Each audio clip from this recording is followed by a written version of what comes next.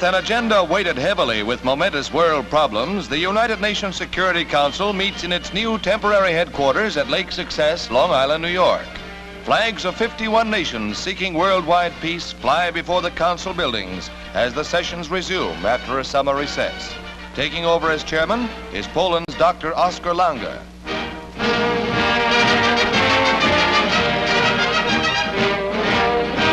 Russia's Gromyko sponsors 2 new membership applicants, Italy's near neighbor, Albania, and the other Soviet protege, Outer Mongolia.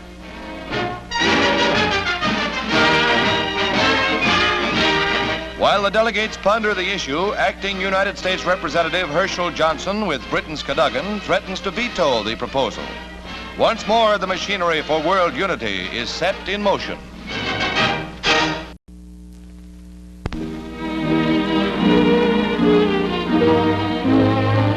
Bodies of 5 American airmen shot down over Yugoslavia are received by a guard of honor at Ciampino Airport near Rome. These were the victims of the tragic occurrence which caused diplomatic tension between Marshal Tito's government and the United States when 2 of our transports were forced down just inside the Yugoslav border.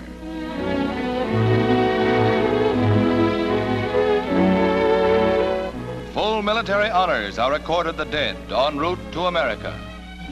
Meanwhile, our pilots are flying armed fortresses on the Vienna-Udine route carrying no passengers. Their instructions are to avoid the Yugoslav border entirely.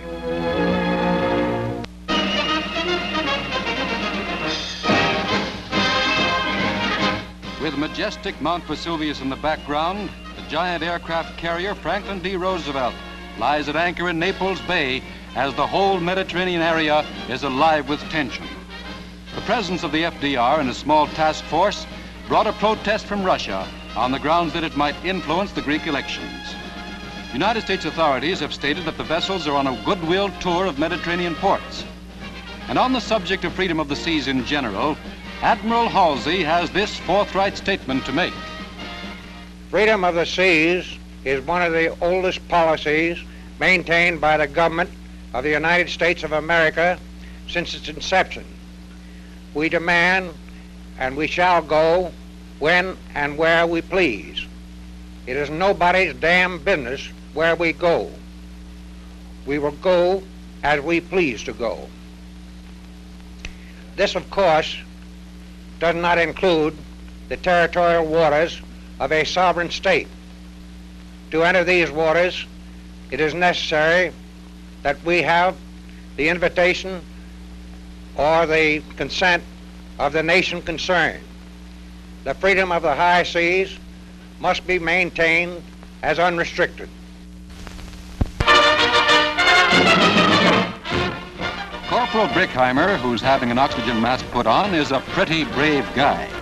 At right field, he is the human guinea pig for this ejector seat to which he's strapped. The P-61 is going to take him up 6,000 feet. So long, pal. It's been nice knowing you. The experiment about to begin has 3 stages in which the corporal will be set on the ground without moving a muscle of his own. This is it. With a flip of a switch, he's exploded 40 feet into the air. A second explosion frees him from the seat. And a third, 3 seconds later, automatically opens his chute and he floats easily down to a safe landing in a clump of trees. The timer, developed by the Air Material Command, has played its role with split-second accuracy. I'll bet he's glad that's over.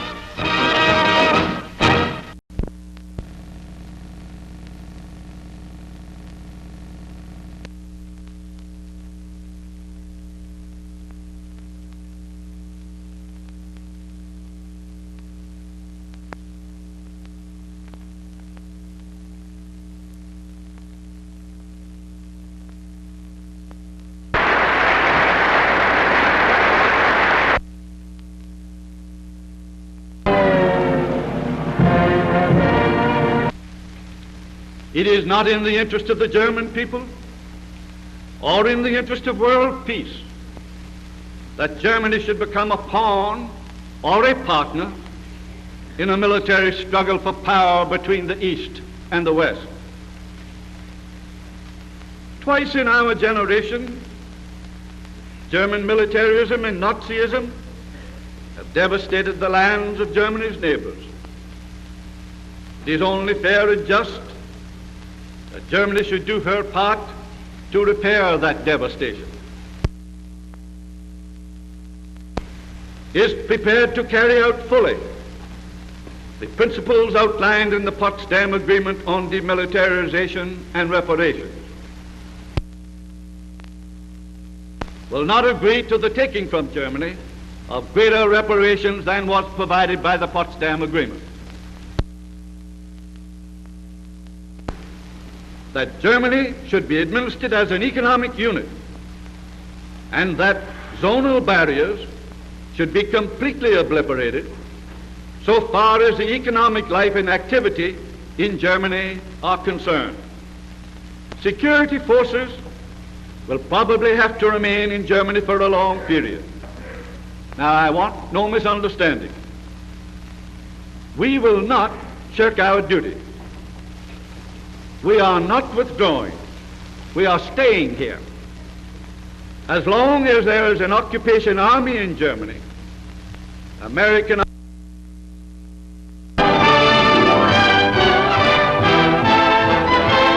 striking merchant seamen on the nation's west coast touch off a shipping tie-up that soon becomes nationwide. In Seattle, crew members leave a ship, vowing not to return until the Wage Stabilization Board reverses a decision canceling a wage increase agreed upon between one group of seamen and ship operators. The walkout threatens to halt the work of 400,000 cargo handlers and seamen in the United States and disrupt worldwide shipments at a time when international transport is sorely needed. Ships in New York Harbor, world's largest seaport, lie idly at anchor awaiting the outcome. Tugmen also join the strike and refuse to tow the vessels to the piers where pickets carry banners asking dock workers not to cross the line.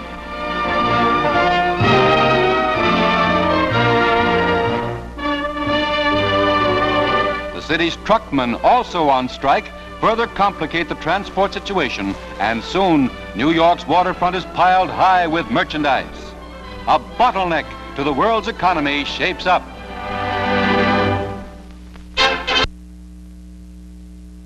Jesus T. Pinheiro, Puerto Rico's new governor, arrives at San Juan from Washington to take office. An honor guard is drawn up at the airport as Rexford Tugwell, retiring governor, welcomes his successor.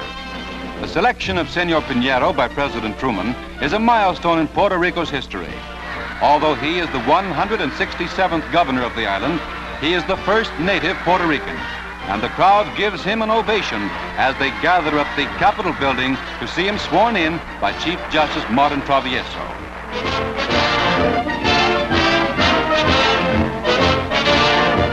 The parade, in which Americans and Puerto Ricans join, marks the beginning of a new era in self-government for the island dependency.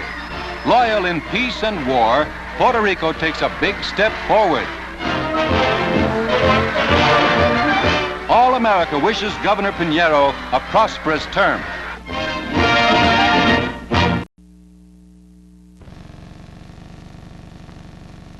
Field Marshal the Viscount Montgomery of Alamein is welcome to West Point on his first visit to the United States. The cadet first captain presents him with a souvenir of his visit, a copy of the annual howitzer. Monty, as he is affectionately known to millions, spends 4.5 hours at the point, where the cadets pass and review for their distinguished comrade in arms.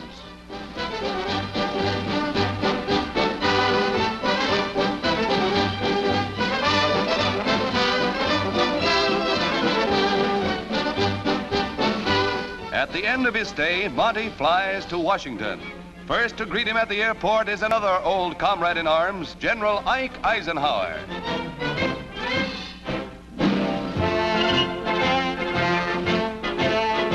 General Omar Bradley joins the reunion.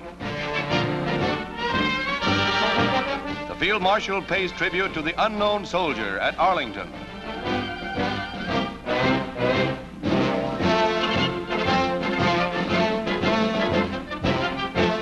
The The colorful chief of Britain's Imperial General Staff is President Truman's White House guest. Every inch a hero.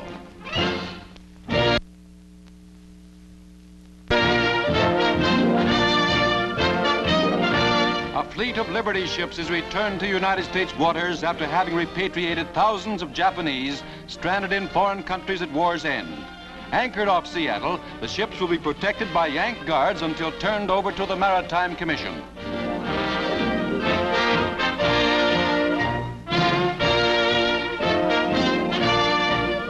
A special flag identified the ships, which helped bring home 4.5 million Japs. 1.5 million more are still on foreign soil. Strangest of all, these ships were manned by Jap crews who now bring them to America. When the cruise job is finished, these Japs too will be repatriated.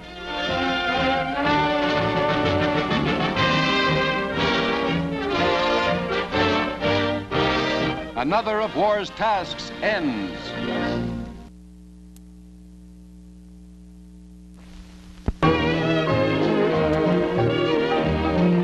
The SS Normandy, once queen of the seas, awaits the acetylene torch and the scrap heap.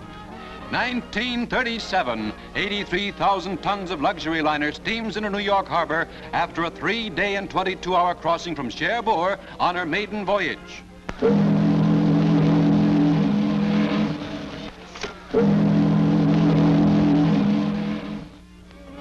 (1942) and again an acetylene torch, a spark, and the ocean monarch becomes a flame-seared hulk, never to serve as the troop carrier for which he was intended when fire struck. 1946. On these smoke-blackened decks are the ghosts of transatlantic grandeur. In these passageways walked the mighty when the world was at peace. Now lonely, unprofitable, she awaits final degradation, the scrap heap.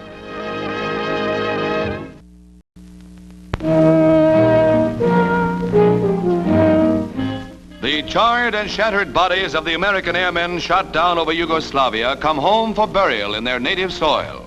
An honor guard meets them as they arrive in Washington.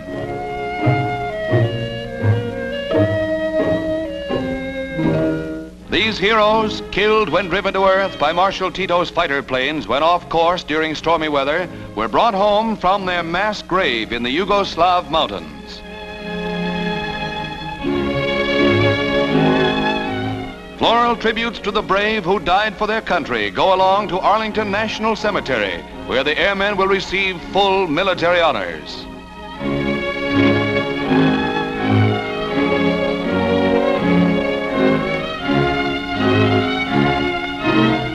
Here they will rest under guard, the men who gave their lives for the nation.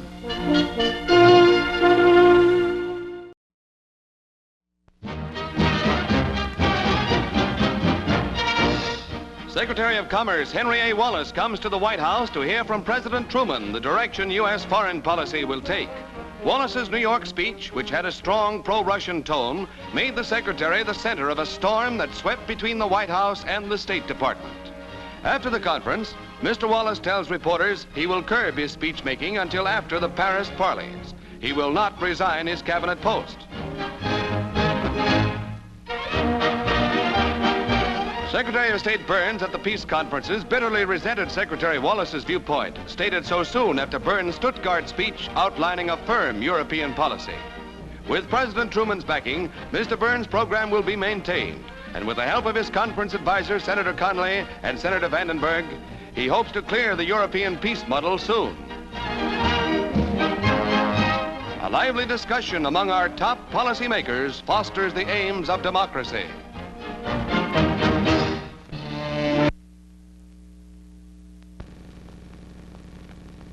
Hope, faith, and charity march hand in hand with these displaced persons at an UNRWA camp in Upper Austria. Hope that their dreams of someday reaching Palestine may come true. Faith that mankind will solve his problems without recourse to another war, when it was war that tore them loose from their homes and left them dependent upon the charity of men and women across the sea. Their problem is a world's problem. There are 1,500 DPs, displaced persons, in this camp, which is but one of many. Eagerly, they scan their bulletin board for world news. Any letters, any news from Palestine? As they wait and wonder, their children learn the language of people who are helping them. An uncle to us is a godfather to them.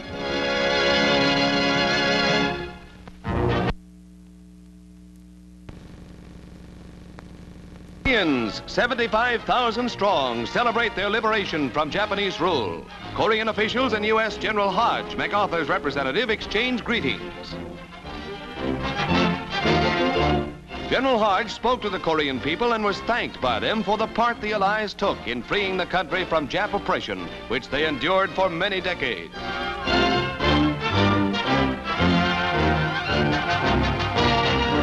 Troops of the newly trained Korean Army pass and review. These are official Signal Corps films which reveal the role played by Americans in the rehabilitation of Asiatic peoples. The anniversary of world peace sees the birth of a new Korea.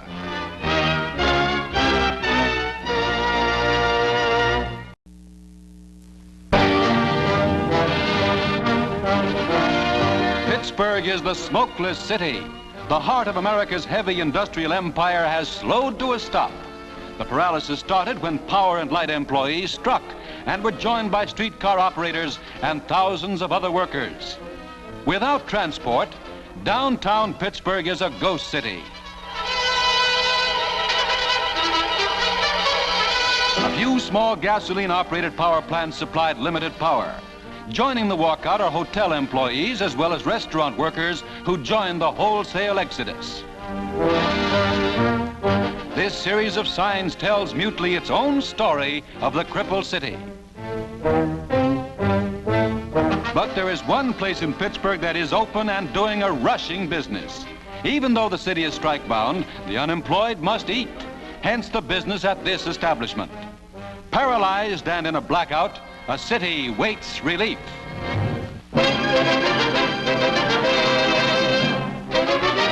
Averill Harriman, new Secretary of Commerce, is greeted by his wife on arrival at LaGuardia Airport from London. He gives Mrs. Harriman an idea of some of his travels during the 5 years he spent abroad in diplomatic posts. He tells of America's role in peace.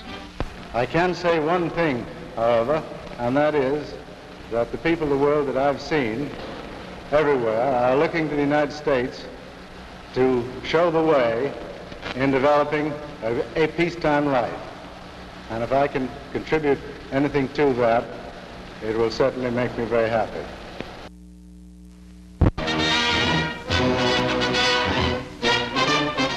San Marino, the quaint old world principality on a hilltop, plays host to Admiral Ellery Stone, chief of the Allied Commission in Italy.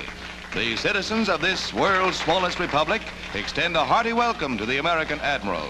Their country may be the smallest, but their hospitality is very great. Flags of both nations fly as Admiral Stone prepares to visit the famed Duomo.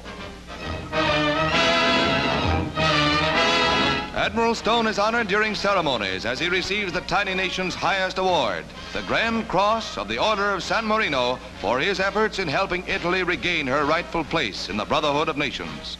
A small republic says thanks for a big job.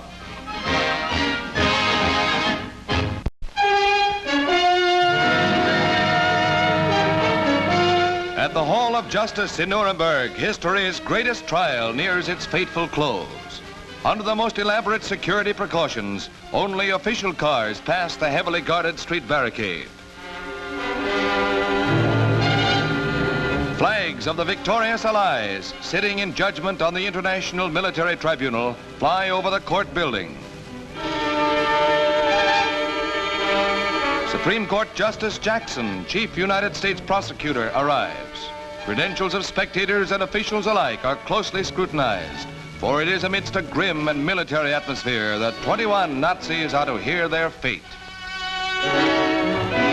Sir Hartley Shawcross, British prosecutor, enters as the final rounds of the 10-month trial begin. The prisoners, headed by Goering, who shields his face, arrive under guard.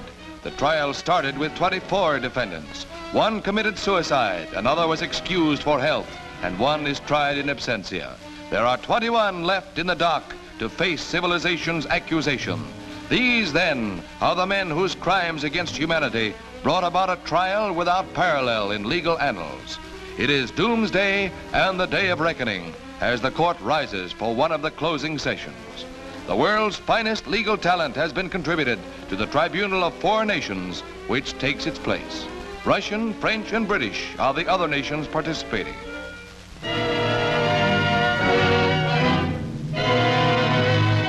The Nazi hierarchy is there to answer for 10 years of plotting of the Ribbentrop, Keitel, and Kaltenbrunner brand, for the Goering and Hess fanatical cruelties, for the whole program of pillage and murder. Now it is civilization's turn to read their monstrous crimes into the record. Murder or ill treatment of prisoners of war or persons on the seas. Killing of hostages. Plunder of public or private property. Wanton destruction of cities, towns, or villages. Or devastation not justified by military necessity. C. Crimes against humanity, namely murder, extermination, enslavement, deportation, and other inhumane acts committed against any civilian population before or during the war. For many weary months, a mountain of incredible proof is piled up against these men. Millions of words of evidence have been heard by the judges. Thousands upon thousands of documents have been examined by the finest legal minds of the 4 nations.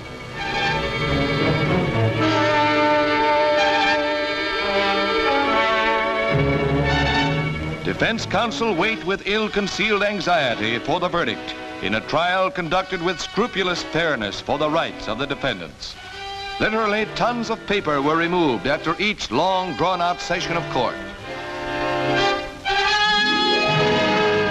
For 5 savage and bloody years, humanity has waited for this moment of retribution when the insane ambitions of men like these would come up against the stone wall of world justice. Stryker, Funk, Schacht, and their colleagues. 11 will hang, 6 will be jailed, 3 are acquitted. Sir Geoffrey Lawrence pronounces sentence. Defendant Hermann Wilhelm Goering, on the counts of the indictment on which you have been convicted, the International Military Tribunal sentences you to death by hanging. Defendant Rudolf Hess, on the counts of the indictment on which you have been convicted, the tribunal sentences you to imprisonment for life. Defendant Joachim von Ribbentrop, on the counts of the indictment on which you have been convicted, the tribunal sentences you to death by hanging. Defendant Julius Stryker, on the count of the indictment on which you have been convicted, the tribunal sentences you to death by hanging. This is what awaits Goering, Keitel, Rosenberg, and the other apostles of death and hate. The only conceivable end for these merchants of aggression. And as they plunge the world into a bloodbath, it is fitting that they take their final plunge in ignominy.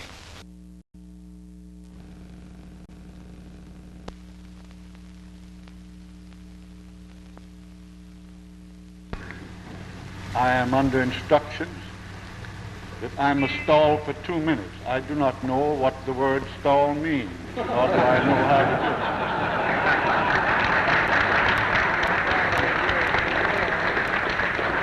I hope very much that the Soviet Union, which thus far has regarded the treaty as unacceptable, will on further examination and study find it possible to join with us to prevent Germany again from becoming a menace to the peace of Europe.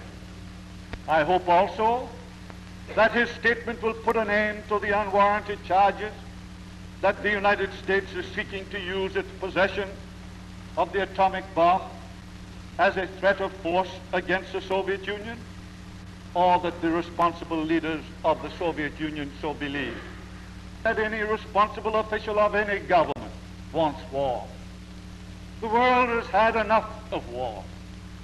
The difficulty is that while no nation wants war, nations may pursue policies or courses of action which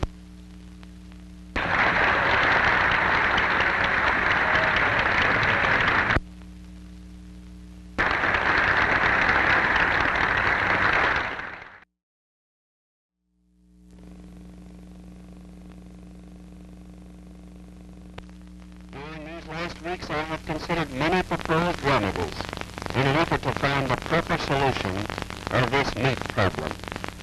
All these and other proposals and recommendations as alternatives to the removal of controls on meat were carefully weighed and considered. They all had to be rejected. There is only one remedy left. That is to lift controls on meat. Accordingly, the Secretary of Agriculture and the Price Administrator are removing all price controls on livestock and food and feed products therefrom. This does not mean the end of price control. Some items, like rent, will have to be controlled for a long time to come. Other items, consisting of certain basic materials and other commodities, of which there is now a grave shortage, will have to remain under control until production of them has been greatly increased. In the long run, that which is best for the nation is best for all the people. Going forward together in that spirit, we can win a sound and lasting peacetime economy with high production and prosperity such as this nation has never seen before.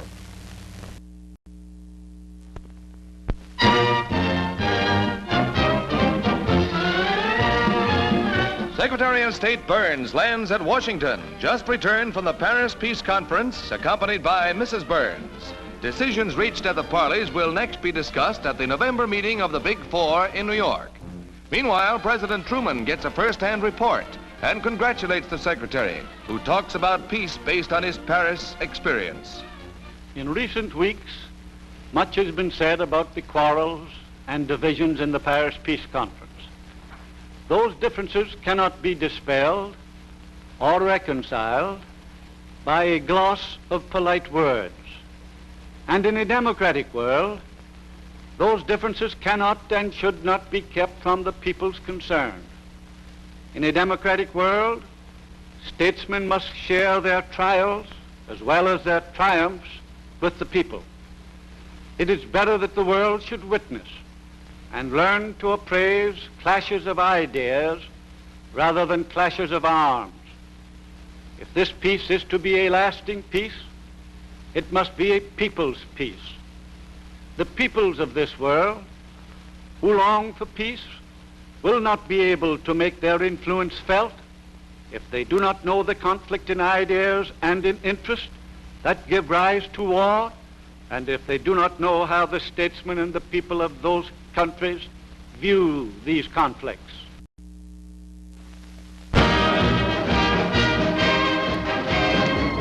Victor in war, guardian in peace. The Navy celebrates Navy Day 1 year after World War II. Today, a fleet smaller in size but bigger in scope plans for the future, and that means manpower. The Navy today looks to its officers of the future, and investment in brains will pay dividends in an unresolved future of rockets and jet propulsion and atomic power. Rochester University is but one of 52 colleges selected by the Navy for the training of future officers. Unlike Annapolis, which will continue to turn out ensigns, these college courses will be open to any young Americans who pass the required examinations. It's a 5-year plan to keep America strong and free. They call this the bat, but it's not blind. Just one of the many hush-hush wartime devices now revealed to the public for Navy Day, the bat is a radar-controlled glider bomb that wreaked havoc with Jap shipping in the last months of the war.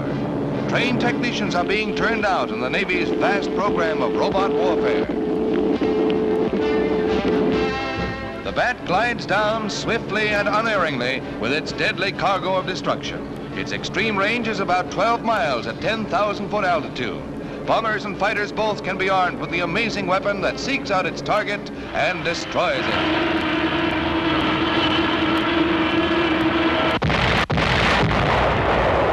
Bullseye for the bat. Among the Navy's top secret wartime weapons was the Sonoboy, which is ready for future development. Thrown from a patrol plane, the Sonoboy is parachuted to the water. Chief use of this self-sending radio detector is in trapping enemy submarines. When the U-boat nears the buoy, the vibrations of the propellers are picked up by the submerged detector and relayed to the floating antenna above.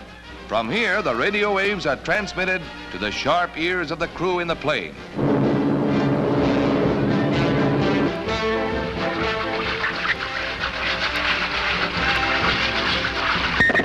After plotting the location of the enemy sub, a message is sent to the nearest destroyer escort, which takes over.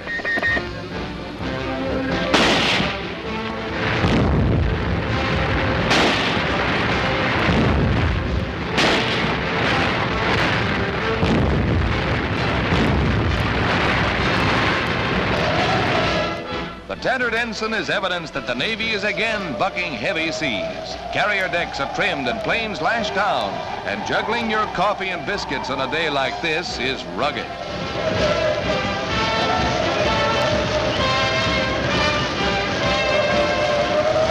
Yes, it can be rugged, but Navy ships and Navy men are built to take it on land, sea, or in the air.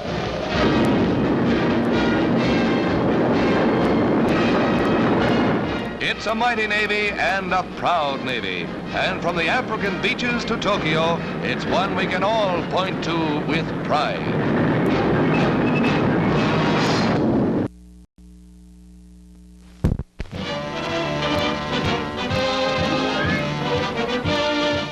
Before the delegates of the United Nations General Assembly at Flushing Meadow Park, Soviet Foreign Minister Molotov advocates worldwide disarmament, stands firmly for the right to veto in the Security Council, and opposes U.S. plans for atomic bomb control. Люди, не связываем своих расчетов на будущее с использованием атомной бомбы.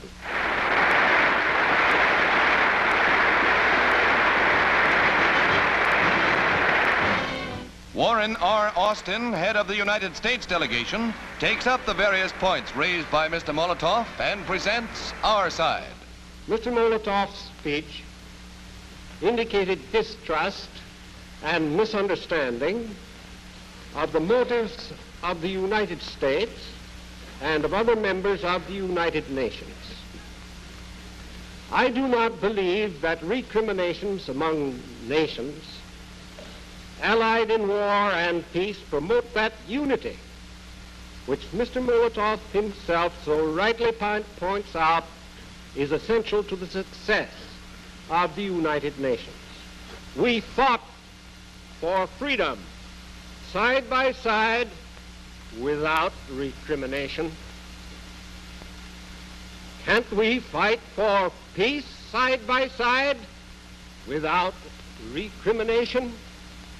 We welcome the confidence expressed by Mr. Molotov that unanimous agreement among all the nations, both large and small, can be achieved on such vital matters as the control of atomic energy and on steps to lighten the burden of armaments and military expenditures which still rest so heavily upon the peoples of the world.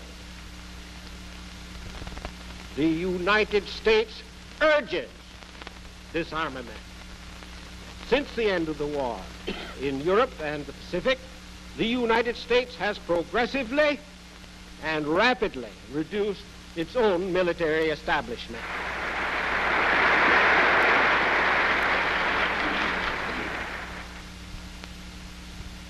After the last war, we made the mistake of disarming unilaterally. We shall not repeat that mistake.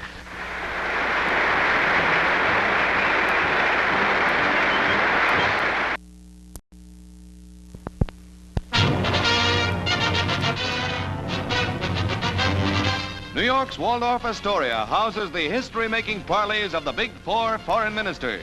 Maurice de Morville substitutes for Francis Bidot. And here from England is Prime Minister Bevin. Playing a key role in the proceedings is Russia's Foreign Minister Molotov. And host of the group is Secretary of State Burns, who is also temporary president of the conference. The others will preside in turn. The important meetings will reshape much of Europe, settle questions of reparations, draft treaties for Hitler's former satellites, and draw up preliminary plans for a future German economy. They get underway with Molotov disputing many phases of the program on which Russia was balked at the Paris meetings. The ministers and their aides hope, however, for a friendly and early agreement.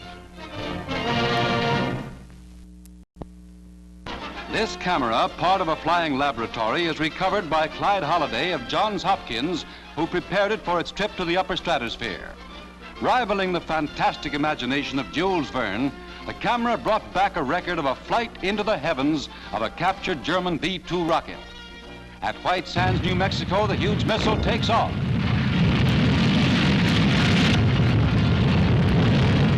Air Force pictures show the rocket in flight, and the flying camera automatically takes over. The huge projectile drops the Earth behind at the tremendous speed of 4,000 feet per second. The rotation of the rocket causes the planet to spin before the lens, and the camera photographs the Earth 65 miles straight down.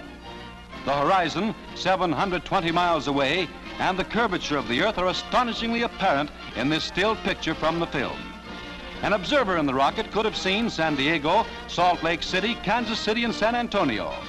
Approximately 1,600,000 square miles of the Earth's surface was revealed. The rocket reached the 65-mile height in 3 minutes. This giant engine of destruction, designed by Hitler to annihilate Allied nations, now serves the worthy cause of peacetime research.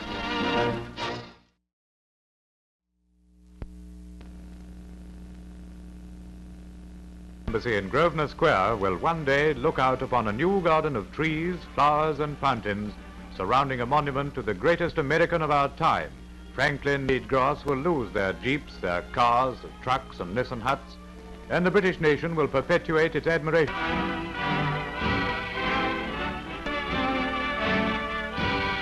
It will take Sir William Reed Dick over a year to complete the 10-foot figure he has now modeled of Britain, a great statesman and a citizen of the world.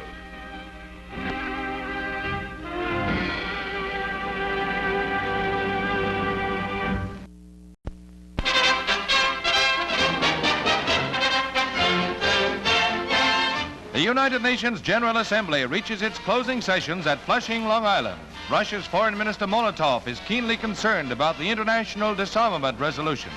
Secretary of State Burns addresses the delegates on the subject, disclosing the number of American armed forces in foreign countries. The Assembly takes a long step toward world peace by approving the resolution and routing it to the Security Council. A permanent site for the United Nations World Capitol is also approved. From 42nd Street between First Avenue and the East River in New York, the future skyscraper headquarters will occupy 6 blocks, running north to 48th Street. This $8.5 million tract is the gift of John D. Rockefeller Jr. and solves a difficult problem for the UN. The city will add another $2 million in small tracts, rounding out the site. Many other sections were explored by the committee, and after a year's search, UN Secretary General Trygve calls for a deciding vote. The 18 acres in Midtown Manhattan are chosen by a vote of 46-7. The international organization's wanderings are over. Work of clearing the land for a magnificent world capital will start in a few months. Foreign Minister Molotov and his aides returned to Moscow after the Big Four Peace Conference and the United Nations Assembly adjourned. Like the other delegates, Mr. Molotov is highly gratified with the results accomplished. Boarding the liner Queen Elizabeth, he bids goodbye to the United States. Ernest Bevin, England's Foreign Secretary, and Mrs. Bevin also leave.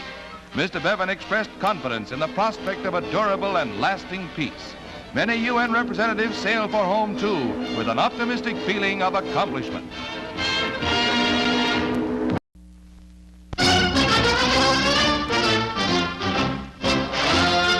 Capitol Hill in Washington is again the nation's focal point as the 80th Congress convenes during one of the most crucial periods in the nation's history. The Republican-controlled Congress takes the helm in the House. Halleck of Indiana, in his role as Majority Leader, hands the gavel to Joe Martin of Massachusetts, first Republican Speaker since 1931.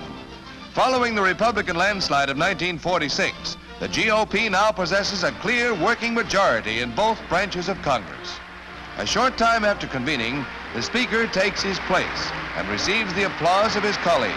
Mr. Martin is then sworn in to the high office that is his.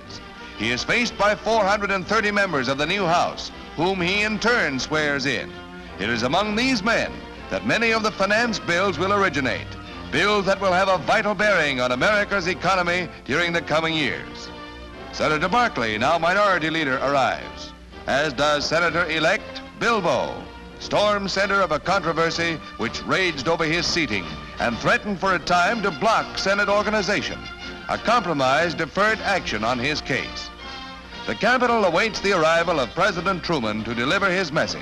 He shakes hands with Senator Vandenberg, President Pro Tem of the Senate, and Speaker Martin, both presiding over the joint session.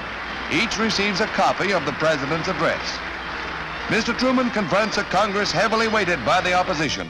He delivers his message on the State of the Union. In the effort to bring about a sound and equitable price structure, each group of our population has its own responsibilities. It is up to industry not only to hold the line on existing prices, but to make reductions whenever profits justify such action. It is up to labor to refrain from pressing for unjustified wage increases that will force increases in the price level. And it is up to government to do everything in its power to encourage high volume production, for that is what makes possible good wages, low prices, and reasonable profits. What we do or fail to do at home affects not only ourselves, but millions throughout the world. If we are to fulfill our responsibilities to ourselves and to other peoples, we must make sure that the United States is sound economically, socially, and politically. This is an age when unforeseen attack could come with unprecedented speed. We must be strong enough to defeat and thus forestall any such attack. For these reasons, we need well-equipped, well-trained armed forces, and we must be able to mobilize rapidly our resources in men and material for our own defense should the need arise. Let us have the will and the patience to do this job together. May the Lord strengthen us in our faith. May He give us wisdom to lead the peoples of the world in His ways of peace.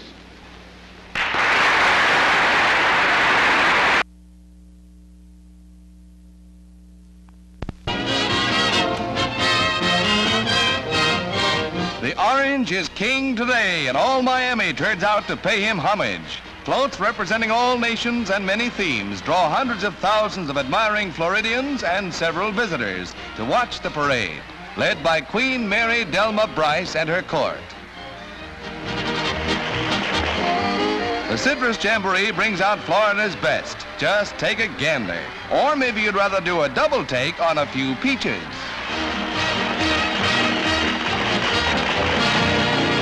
It's all a mad, merry whirl filled with the sunshine of the South and the shimmer of gay butterflies on parade. Or is it mermaids?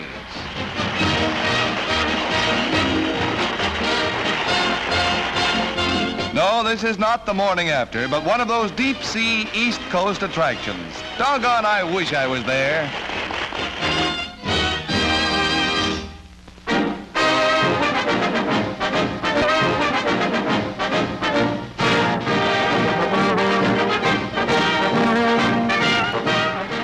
$73,000 football fans jam the Sugar Bowl in New Orleans for the 13th Sugar Bowl Classic between Georgia and North Carolina. The Tar Heels are moving now the aerial route, and the Carolina fans yell for a touchdown. And touchdown it is as Pupa spins over for the score. And the Tar Heels take a second quarter lead over the favored Bulldogs. Georgia scores twice in the third period.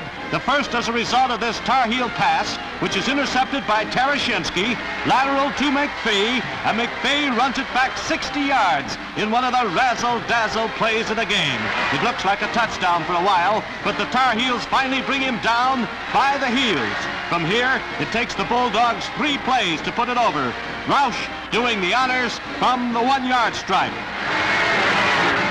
The Tar Heels score once more on a field goal, but Georgia sews things up in the fourth. trapeze pass is taken by Edwards, who shakes off one tackler on the way by a shoelace, but it's enough, and Georgia's the winner by a score of 20-10.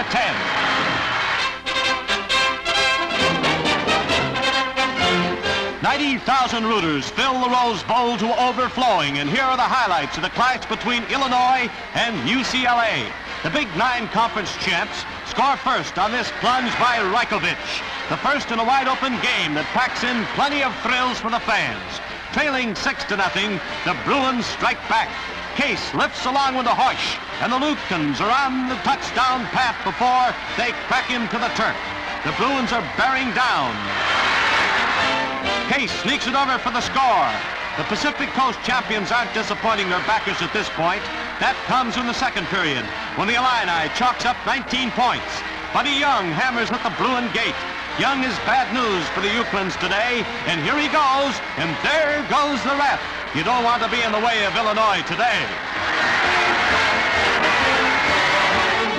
Paul Patterson is another Midwest bull in the Rose Bowl china shop.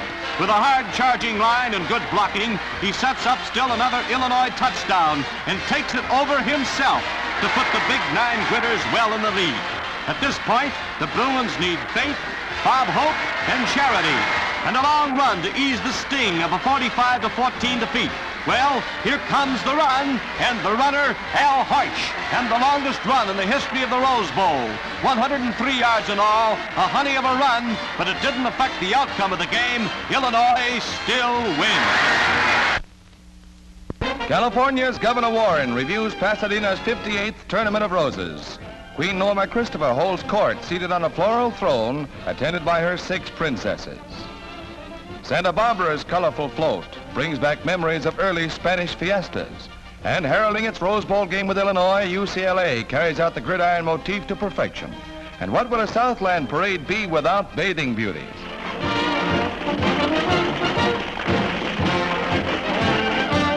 Santa Clara County features a bicycle built for 2. And Tulip Day in Holland is one of the most striking of the 55 beautiful floats on parade in this holiday in flowers. A 15-foot Easter bunny offers a polite salute to the 1.5 million spectators along the route. Grand Sweepstakes crown goes to the City of Glendale's spectacular float depicting General Washington at Valley Forge. And the patriotic theme continues in an outstanding floral pageant.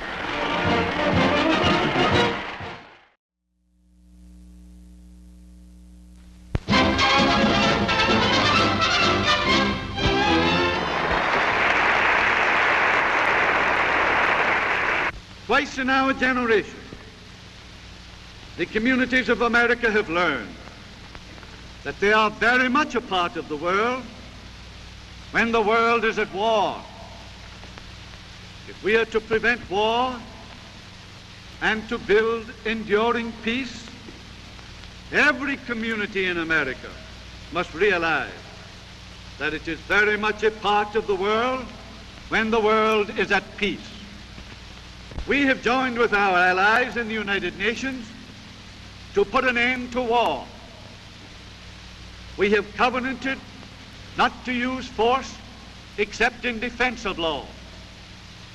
The United States will keep that covenant.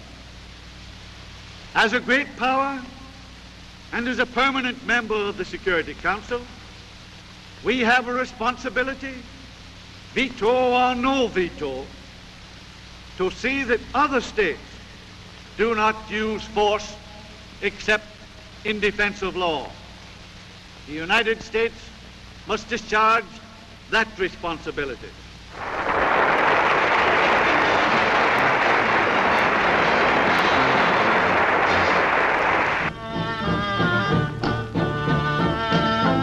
A coalition group of communists, socialists, and cooperative party members demonstrates against the cabinet in Tokyo. Hundreds of thousands of trade unionists turn out in a monster mass protest against Premier Shigeru Yoshida. Calling for his resignation and the overthrow of the government, Communist leader Takuda incites the crowd to further disorder.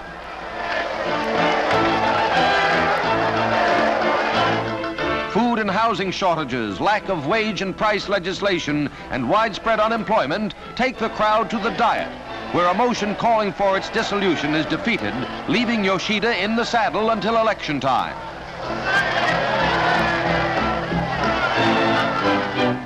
Meanwhile, Allied headquarters must deal with the present cabinet until it is unseated.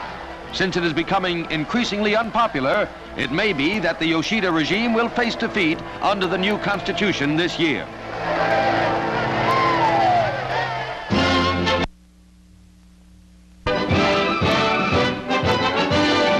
£20,000 of highly dangerous metallic sodium head for destruction in Lake Lenoir, Washington. The government surplus chemical ignites and explodes when wet. The alkali lake is devoid of fish and forms an admirable disposal spot. A 3,500-pound container of sodium hurtles into the lake and crashes through a foot of ice. As the water seeps in, smoke rises through a series of muffled explosions.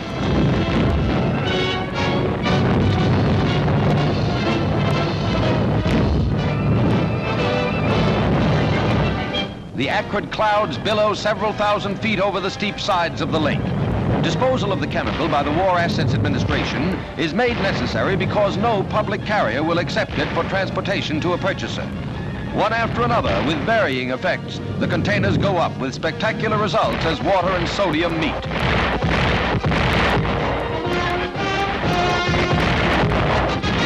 A once lethal war chemical becomes a peacetime pyrotechnic display.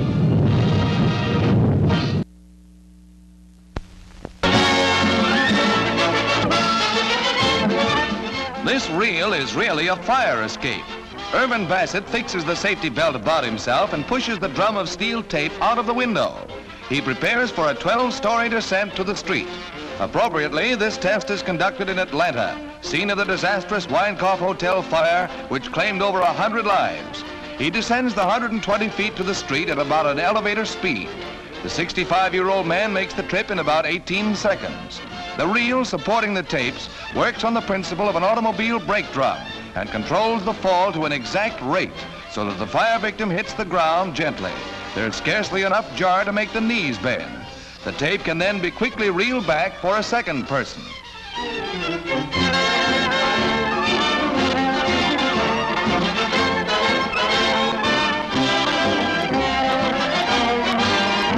Keen interest has been focused on the invention because of the recent hotel fires and their toll of life. Its inventor plans a portable model weighing less than 10 pounds that can be carried in a suitcase. Just watch the ledgers, that's all. But he's down safe and sound, and that's what counts. Another ally against that old enemy, fire.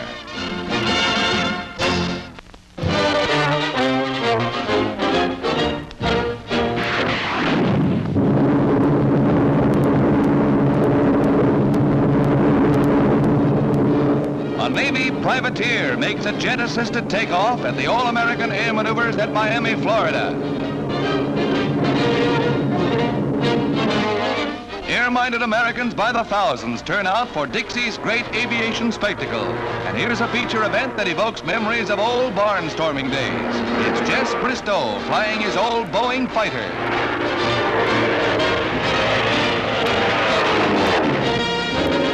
There are plenty of sunburned tonsils in this crowd when Harold Ludwig throws his weight around in his open-air pusher.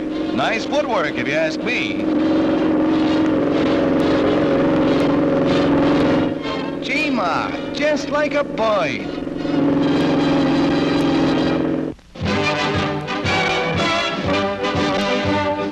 Boxing's on the card at St. Helena's Gym in the Bronx tonight. Golden Gloves Boxing. First round bouts in the sub-novice lightweight class, and it's strictly standing room only. Matteo Straponi takes the measure of Tony Perillo, for the time being, that is. Tony gets in a lick or two and seems to be able to absorb all that Matteo can dish out, which is plenty. But you can't tell about these amateurs. It's nip and tuck, hit or miss. And now it's Tony who finally gets a glove on Matteo's ribs, and that leads to trouble for both fighters. Up they come and at it they go again, but it's about all over for Matteo Straponi.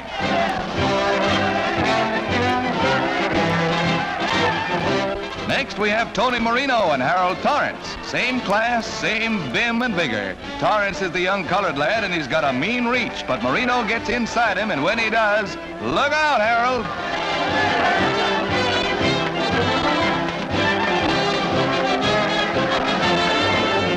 The youngster was game, but he was up against a couple of fists that packed a discouraging wallop, and the ref says, that's all.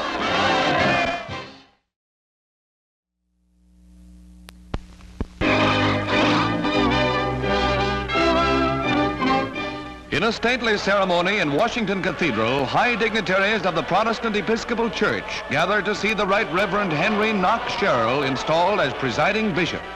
Bishop Sherrill succeeds the Right Reverend Henry St. George Tucker, who is retiring. Bishop Sherrill's family witnessed the elaborate ritual, which brings a throng of important clerical and lay delegates from all parts of the United States.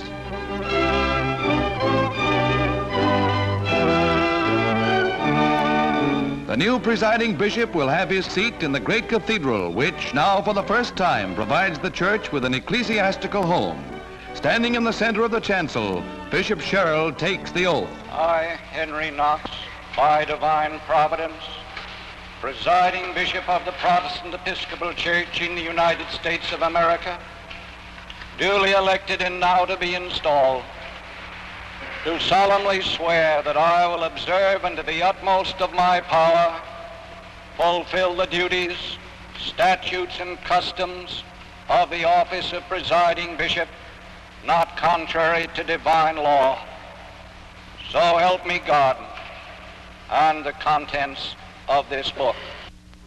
At the end of the ceremonies, Bishop Sherrill blesses the audience and the induction ends.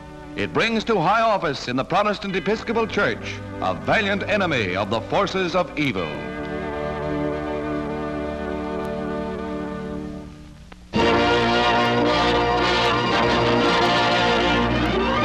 Officially opening the nationwide March of Dimes campaign in Washington, Mrs. Truman and her daughter Margaret take part in the ceremonies at the Capitol by dropping theirs and the President's dimes in the Missouri bottle. Ms. Truman later made an appeal for contributions to the Infantile Paralysis Fund drive to replace $7.5 million spent during the severe 1946 epidemics. And in New York, little Nancy Drury with the big cop was once a polio victim, but now she's the pin-up girl for the current campaign, seeking to raise $25 million.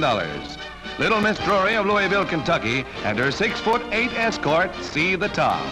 At Radio City, thousands watch the ceremony, where they see 49 war hero homing pigeons, which symbolize the 48 states and the District of Columbia taking part in the drive.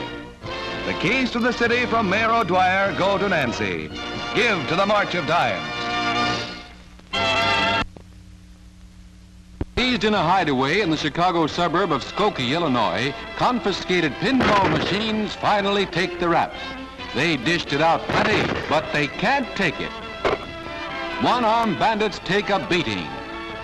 It's all part of a $40,000 jackpot hit by the state's attorney, which caused the indictment of 6 local officials. The funeral pyre is all set, but where are the mourners?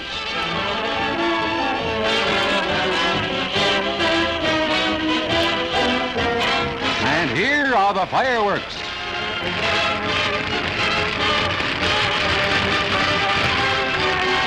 Well, guess the boys will have to go back to Penny Ante.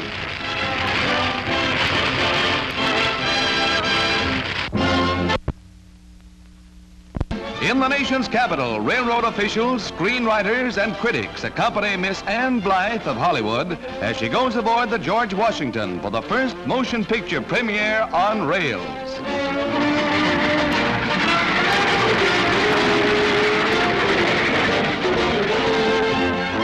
The specially equipped Chesapeake and Ohio twin-unit diner serves 2 useful purposes. Eating is one of them, and then when the dishes have been cleared away and the shades drawn, the car is readily converted into a motion picture theater with seats for 50 persons. 2 projectors provide uninterrupted entertainment, and for the first night audience, the Chessie Theater presents Mark Hellinger's newest hit, Swell Guy.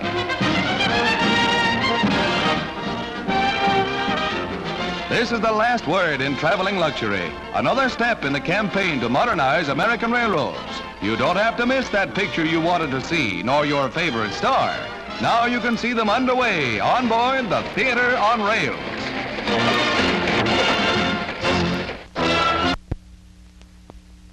During recent blizzards in eastern Colorado, coyotes became a scourge to maroon livestock and poultry. They were killers. Something had to be done, and it was, by air. Hunters take to the skies to stamp out the sharp-toothed menace.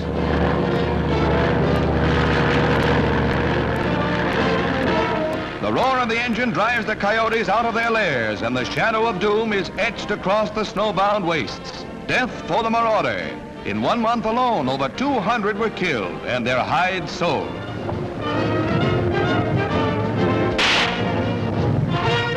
It takes a nice shooting eye and nice piloting.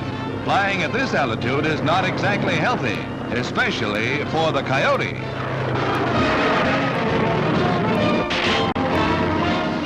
He'll slaughter no more cattle or chickens, and his skin will bring a nice profit to hunters who take the aerial route. That's quite a bag for a day's work. You might even say the fur has been flying.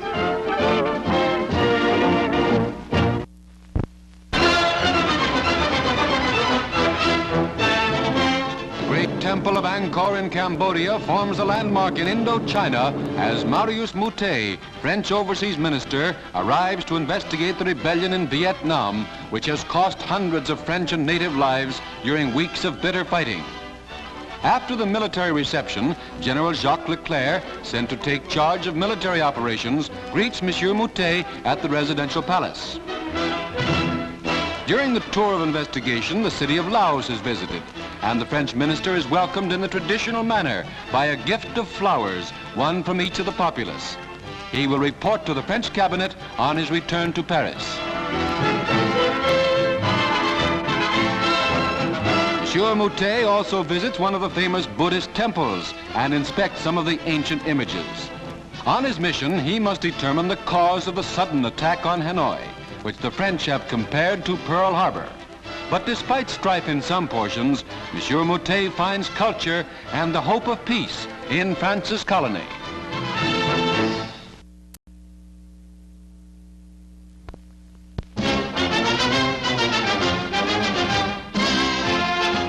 The long-awaited unification of the armed services comes a step nearer as top-ranking officials agree on a plan. Headed by Secretaries Forrestal of the Navy and Patterson of War, they announced the organization which would include Secretaries for War, Navy, and Air, over whom would be a Secretary of Defense. Admiral Leahy and General Eisenhower approved the unification step, which is expected to eliminate many duplicating expenses as well as increase efficiency through coordination of effort.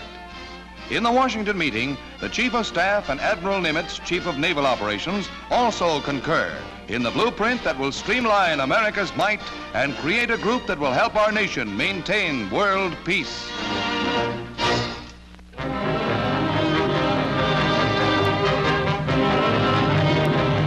Officials tour towns in northern Greece and Salonika, where bitter guerrilla fighting continues along the troubled frontiers. Greece again is the focal point in the Balkan tinderbox, and hundreds of wounded victims of the incessant border warfare are evidence of the uneasy peace Greece has gained since the end of World War II.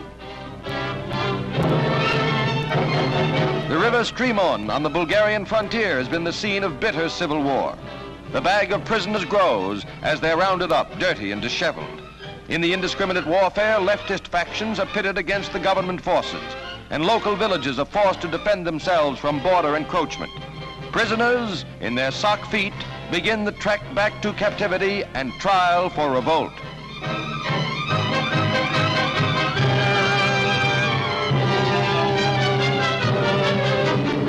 Again, misfortune strikes Greece. The steamer Bavasi goes aground on the Needles off the Isle of Wight on the south coast of England.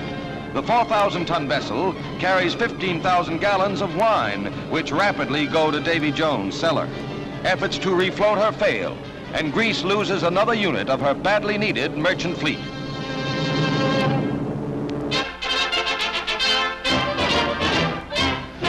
Flanked by Senators Vandenberg and Connolly, who worked with him in drafting the treaties in meetings of the Big Four foreign ministers, James F. Burns signs peace documents for 4 defeated Axis nations: Italy, Bulgaria, Romania, and Hungary. The historic occasion is also Mr. Burns' last as Secretary of State, his last official act before retiring to private life.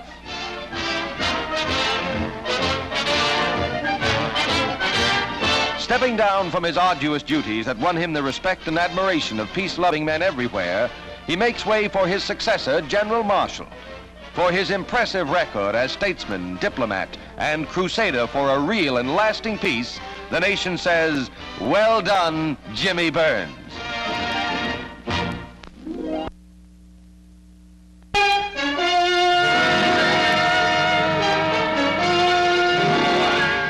The Battle of the Georgia Governors for the seat left vacant by the death of Eugene Talmadge brings Governor Arnold post-haste to the state capitol. Mr. Arnold, who is legally unable to run in the last election, storms the governor's office from which he has been ejected after a fiery battle with Talmadge supporters.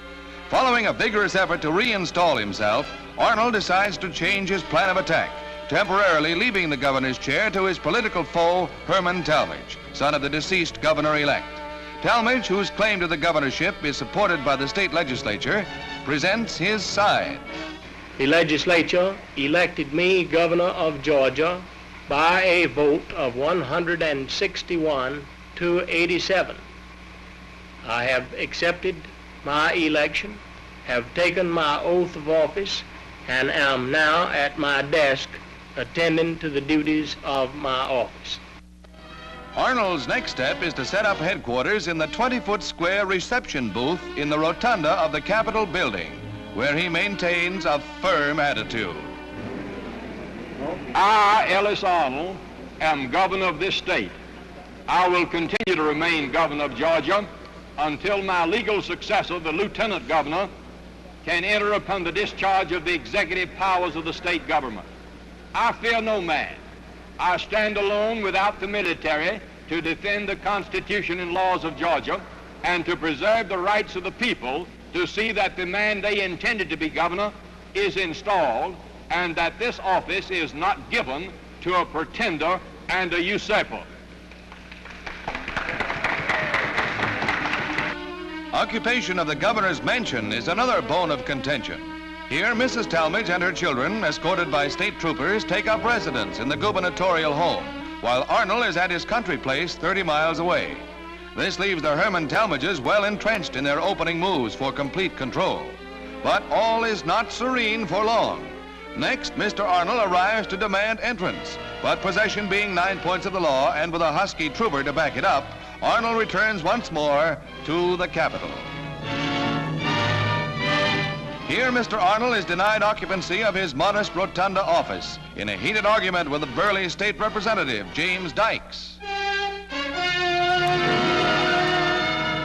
In a final move, Arnold hands over the reins to Lieutenant Governor M.E. Thompson, who is also a Talmadge foe. Herman Talmadge refuses to turn over the executive offices to Thompson, who demands a Georgia court decision and who states his case as acting governor. My contention is that the people elected me lieutenant governor of the state of Georgia knowing that I would succeed to the governorship in an emergency which now exists. I have a mandate from the people which I must carry out.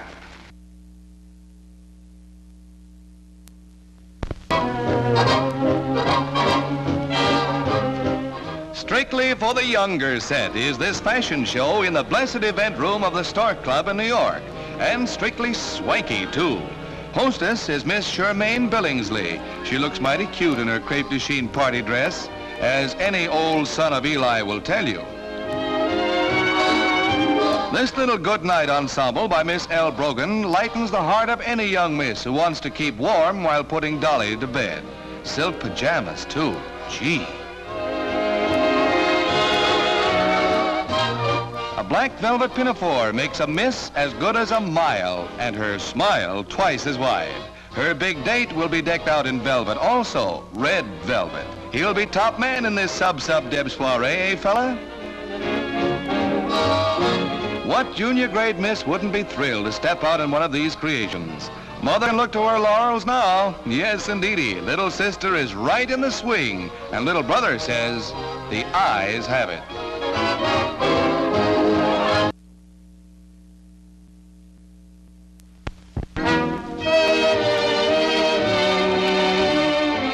At the Lower Mainland Fur Breeders exhibit in Vancouver, these rare Kohinoor mink are center attractions. This is a champion silver blue platinum, a breeding triumph. The mutation fox is also a newcomer with many variations of coat, but the good old silver fox always remains his elegance. From hoof to neck, a quick jump, this little neck piece will warm the neck and ruin Papa. As for this white fox stole, it's a beautiful evening number and can be had for a mere trifle. But the thing that really stops the show is not the fur coat, no sir. Just look what's underneath it. A bathing suit made of squirrel tails. That's what the man said, squirrel tails. And here's a cute ensemble, bunny hat and pouch made of white lappin, just the thing for the afternoon. Speaking of afternoons, can evening be far behind? And what more gorgeous than silver fox? But for sheer headaches again for poor old Papa, this breathtaking mink steals the spotlight, and why not? It can be had for a mere $5,000.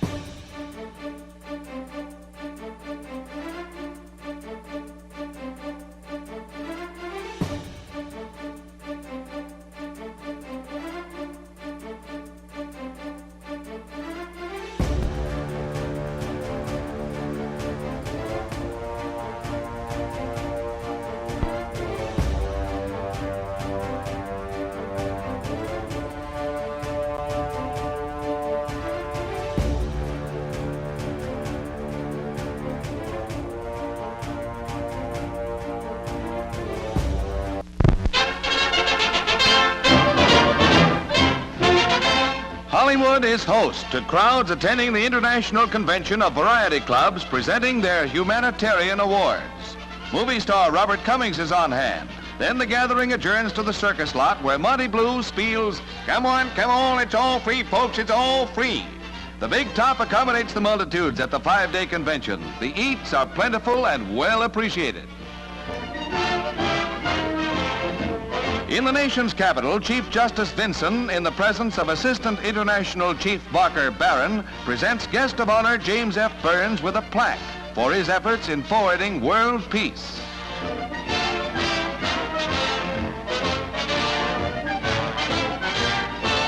The members of the profession really stage a celebration. And among the luminaries attending are John H. Harris and one of the hosts to the Variety members, Jack Warner, with Chief Barker Robert O'Donnell. Once more, an outstanding humanitarian is honored by the heart of show business.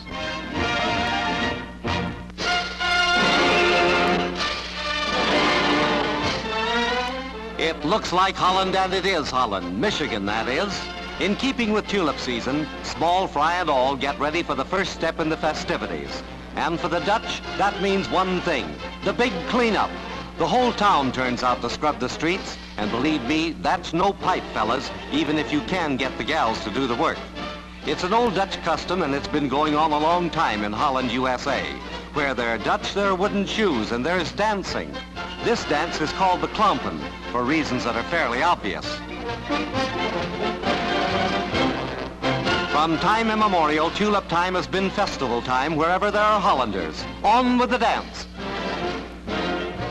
This is royalty today in Memphis. King Hugo Dixon and Queen Betty Crump are monarchs of all they survey as the carnival spirit rules in the stronghold of cotton.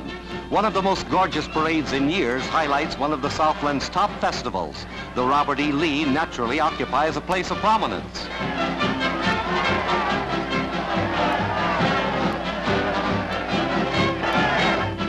Just a reminder of school days amidst all this fun, which is witnessed by a crowd estimated at 250,000. This is what they mean by the silver lining to that cloud. Long live King Cotton and his merry followers.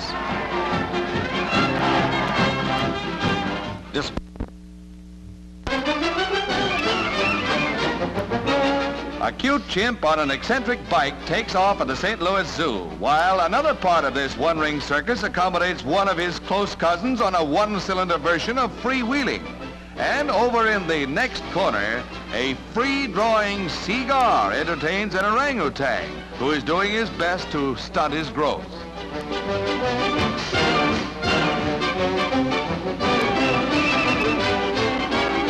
You can't outdo them, but you can be graceful. And for the benefit of the customers, you can give your all by risking your neck in this literal version of a pony ballet.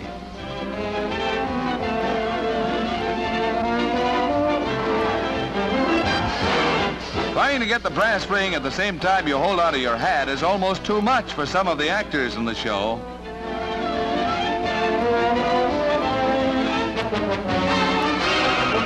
You've heard about 3 men on a horse, but did you ever see one chimp on 3 horses? This is called going from pillar to pole, or from pony to post, or from back to forth.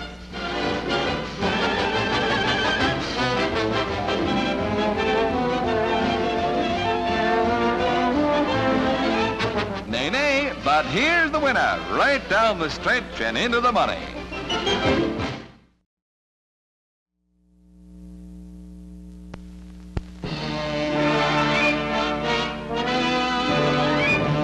Death takes no holiday on the Memorial Day weekend. In the first of 2 record air crashes, a DC-4 transport attempting to take off from LaGuardia Field is the victim of a freak wind change. Failing to get off, the plane ground loops and rolls out of control into a rain-filled ditch alongside the airport. The improvised morgue in an aeronautical school holds some of the 41 who perished in the flaming wreckage. Hurtling along at nearly 100 miles an hour, the 4-engine monster seals its doom.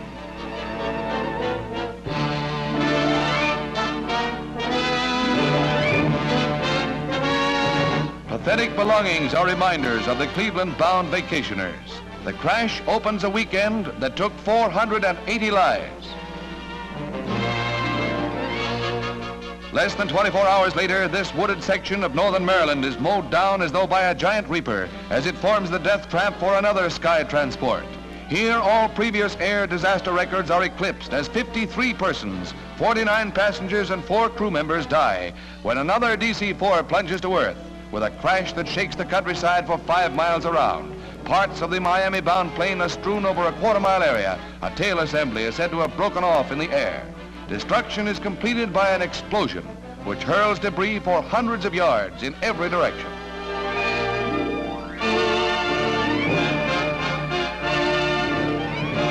A grim holiday's end.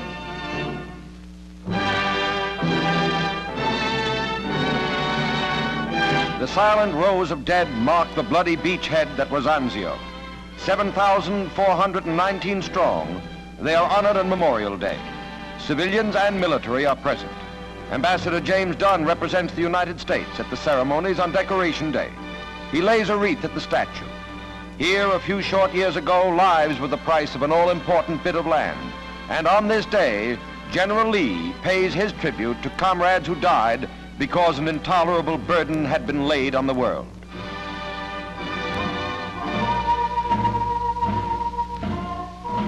These are but a few of the mourners of the Anzio dead. They live to remember always, and on this day, their dead are honored by all. The families of the beachhead soldiers have often come from afar. Their grief is spent on dearly bought ground. Memorial Day at Anzio, hallowed forever in American memory.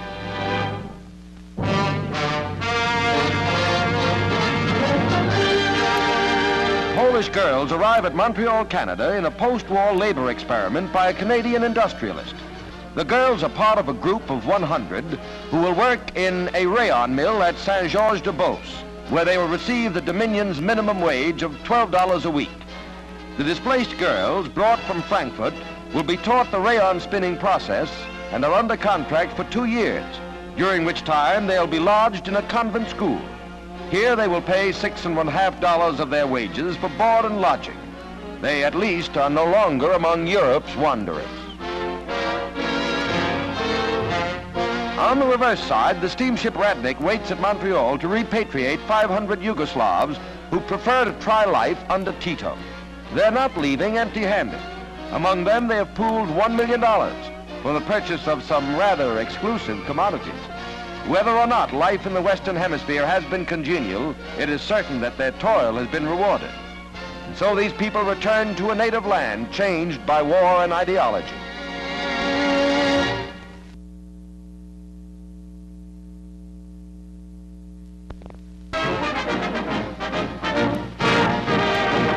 $52,000 racing fans are jam-packed into the stands at Belmont for the 79th running of the Belmont Stakes.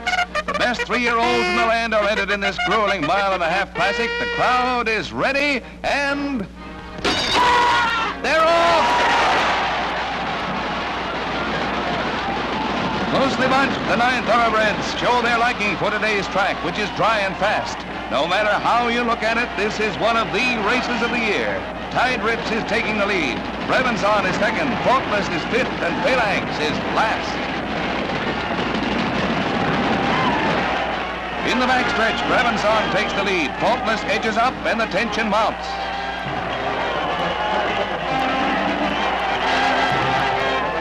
Roaring into the home stretch, Brevenson is still battling with Tide Rips, Ladies Ace, Young Peter, and Phalanx. Class is beginning to tell, and Phalanx, the disappointing season-long favorite, at long last moves out to take command. His loss of the Kentucky Derby and the Preakness are forgotten as he wins this richest of all Belmont Stakes. Phalanx and Jockey Donoso, a pair of champions who hit the jackpot by winning the season's greatest race.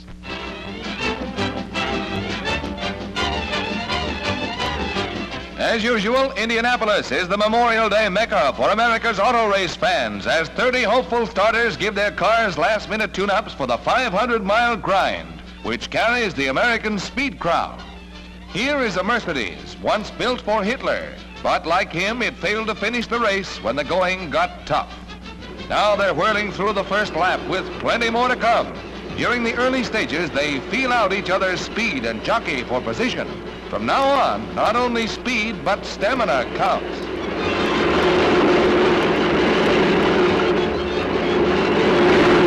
The real contenders are beginning to stiffen the pace and are settling down for the duel of nerves that takes the average speed up to 120 miles an hour during the first 100 miles. But tragedy lurks on the southwest turn. Shorty Catlon crashes into the wall and is killed instantly as the race whirls dizzily past his smashed car. For the first time since 1939, the classic claims a life. The Chicago driver, a veteran, once placed second in the event. A short time later, disaster again looms. Jackson skids to the wall, trying to avoid Roland Free, and for a moment the drivers are brushing wings with death. But only Free is eliminated from the race. Once again, during the mad pace, Van Acker and Rousseau tangle, and for a split second it looks like curtains as they spin all over the track in the path of speeding competitors. But it's one of those things they walk away from in disgust. Both are out of the race. These are the payoff laps, the last few laps that test men and machines. Here experience is beginning to tell. Maury Rose, Chicago veteran, takes command. And he is over, a winner by 32 seconds in one of the most thrilling races in the history of the Classic.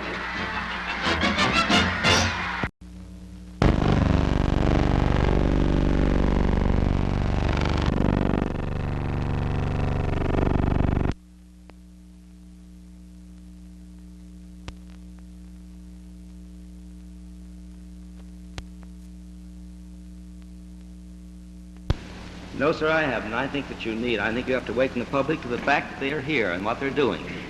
And I think the underground, of course, they've always got reasons for not doing anything to them. I mean, they're underground or they're a liberal. And they thump their chests and they're liberals. But anyway, if you mention that you're opposed to the Communist Party, then you are anti-labor, you're anti-Semitic, you're anti-Negro, and you always end up a fascist.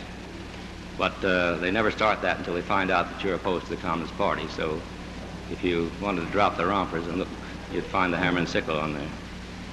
rear end, I think. Thank you very much, Mr. Wood.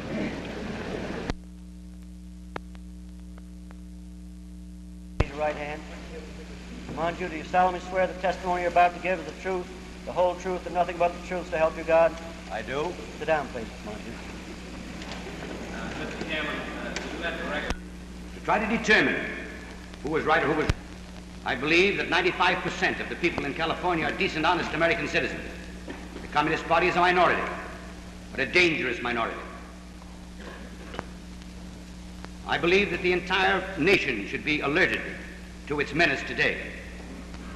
I think that Mr. Wyszynski and Mr. Molotov have done the most magnificent job of awakening a great many people.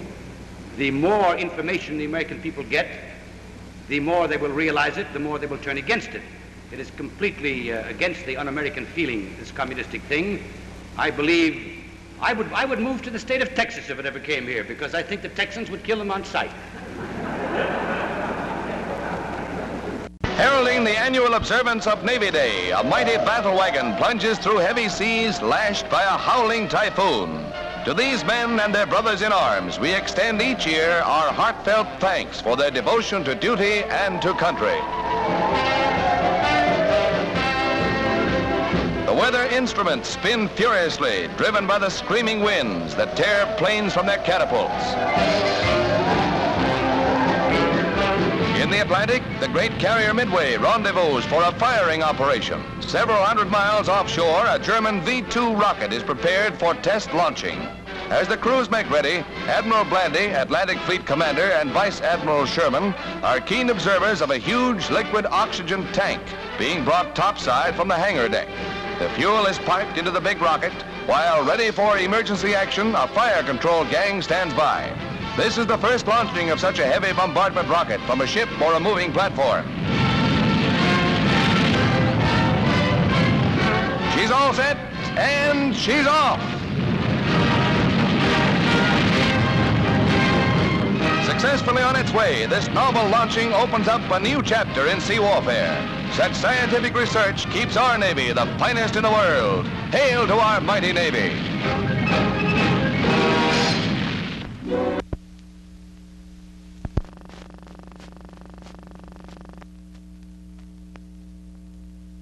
Have greatly increased the safety and ease of operation of glider towing.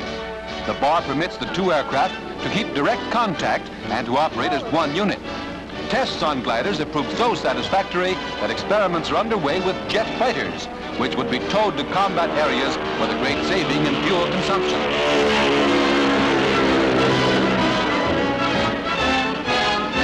The novel device affords such direct control over the glider that tow flights can now be made in all kinds of weather, hitherto a restricting hazard. The flying tugboat ushers in a new era in the air.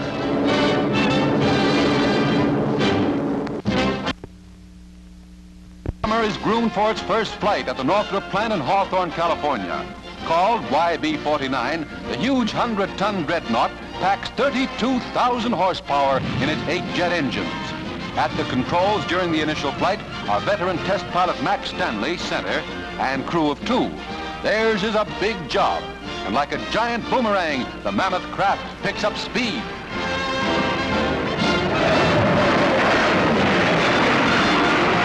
Trailing streams of smoke from its jets, Uncle Sam's latest ace of the atom age passes its test with flying colors.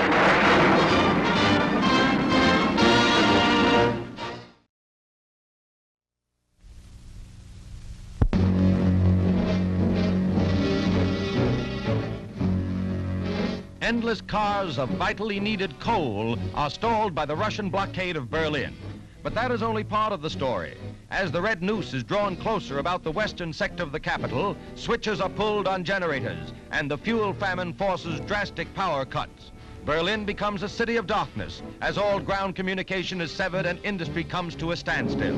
But the Western Allies fight back with an airlift of 450 flights daily, carrying thousands of tons of food into the beleaguered capital, flying an air corridor threatened by red fighter planes. Backing up the shuttle are 60 B-29s, which arrive at an airfield in England. a base from which American planes once bombed Germany. Now these Yanks may fly on a mission of mercy, the feeding of hungry Germans in Berlin. These are the men whose nerve-wracking job it may be to fight their way through weather and red obstruction. So grave is the crisis that General Clay is recalled to Washington to report on the situation. He is greeted by Secretary of the Army Royal and then is welcomed by Chief of Staff Omar Bradley. On his shoulders may rest the responsibility for peace or war, and the Commander-in-Chief at the White House awaits his appraisal of the most explosive situation yet in the struggle between East and West.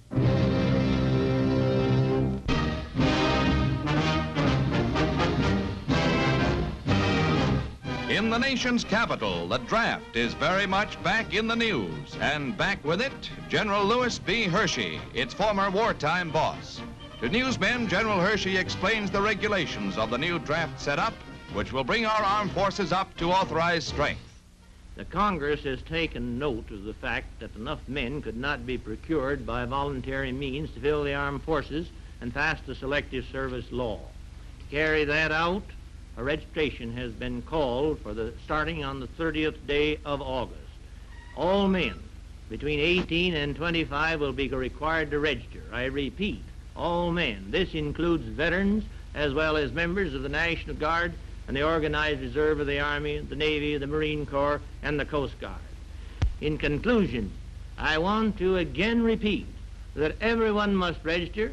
You may go to any local board anywhere, but be sure and remember to give your place of residence, because that will be the place to which your card will be sent.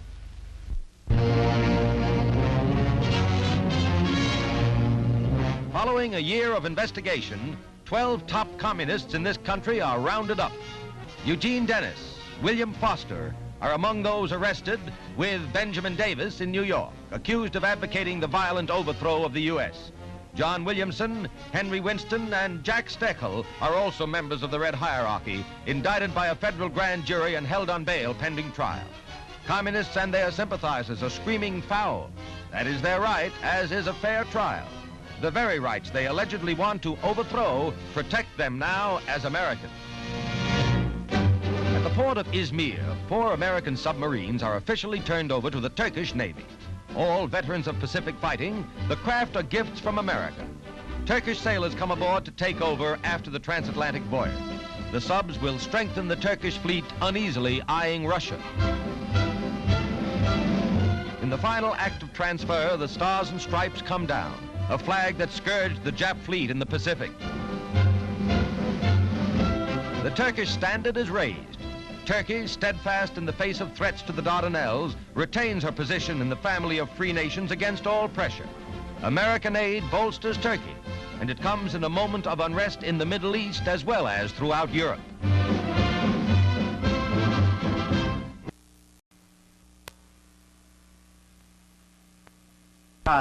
Und die Bilanz zeigt Ursache und Wirkung in der Praxis des Berliner Alltags. Die Berliner gingen zu Fuß. Alliierten. Nach 100 Tagen Blockade sind ihre Rekorde aber in diesem Kampf um die Freiheit Berlins ist die Luftbrücke der West. Of the press returned to the S-Bahn of the West, handling the Western licensed press once again.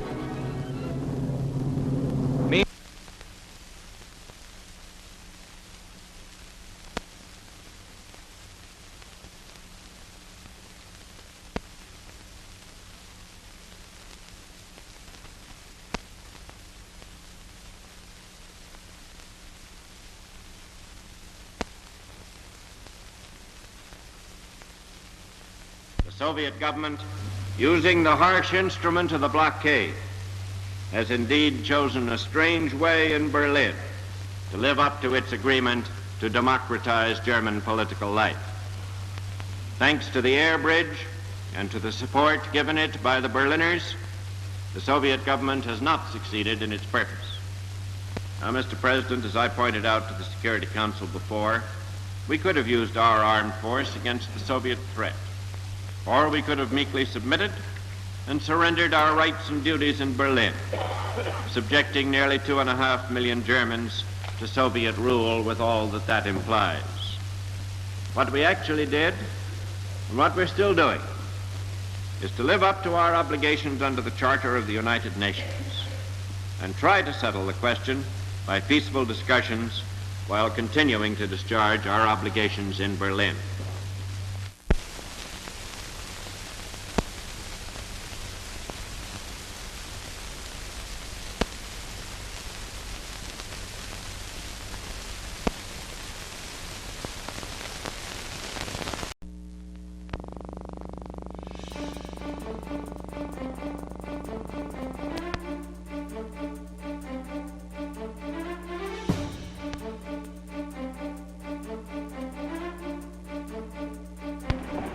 Mr. Hiss is lying. Mr. Hiss is lying.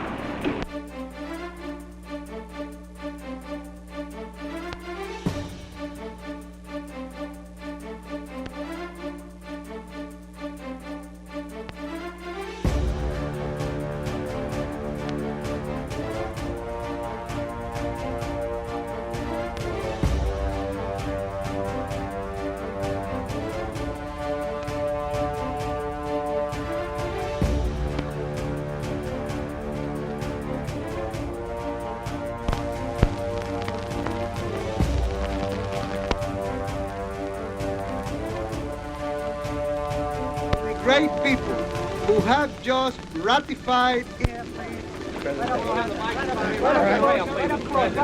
Mr. President, I've been looking forward to your arrival, as have all the many friends of Cuba in this country, and we sincerely hope that you will thoroughly enjoy your all too brief stay in the United States.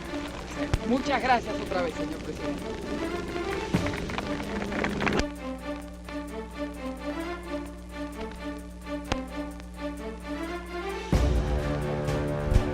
Dagen is nu het ogenblik aangebroken waarop de beurden van Amersfoort vernemen hoe het Nederlandse volk over hen oordeelt.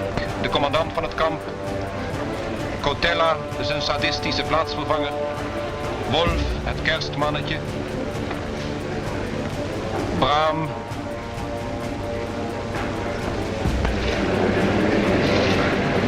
heren en de procureur-fiscaal de zittingzaal van het bijzonder gerechtshof in Amsterdam.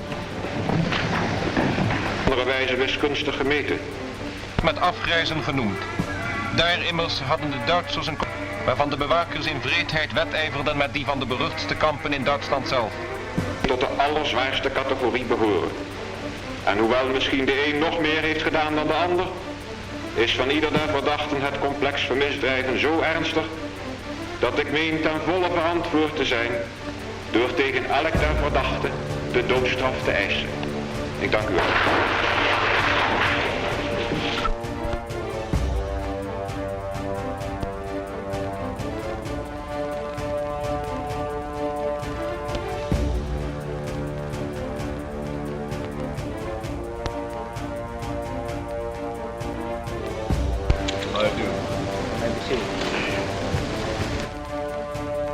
Certainly examining each one in detail to the public record.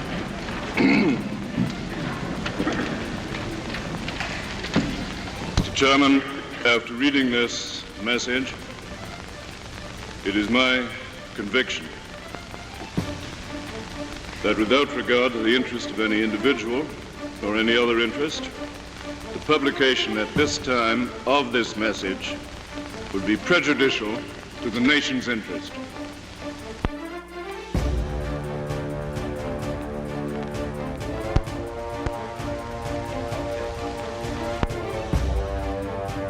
Before doing that, the chairman would like to say that it's a mighty sad commentary on the security situation in government when documents which presumably have already been read by the Russians in the Kremlin cannot be disclosed to the American public, but such seems to be the case.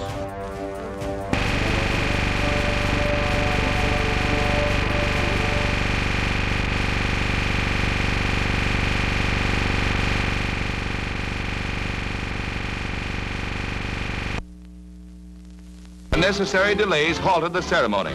As the world pauses to...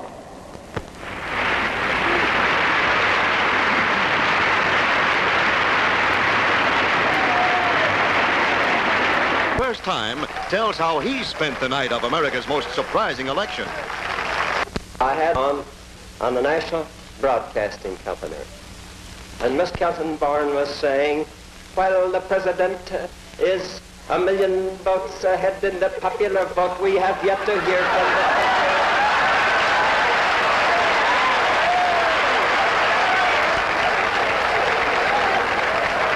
And we are very sure that when the country vote comes in, Mr. Truman will be defeated by an overwhelming majority.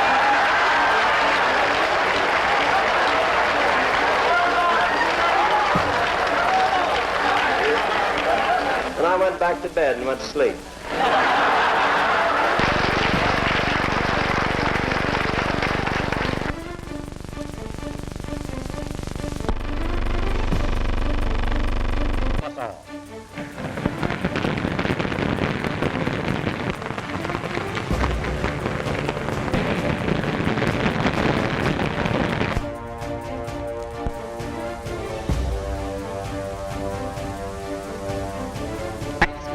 Gegeben hat.